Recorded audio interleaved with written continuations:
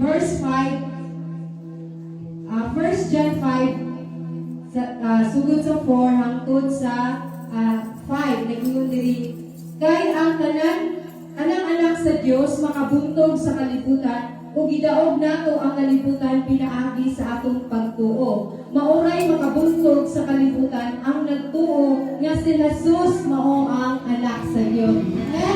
Hallelujah. Sa mga igsoon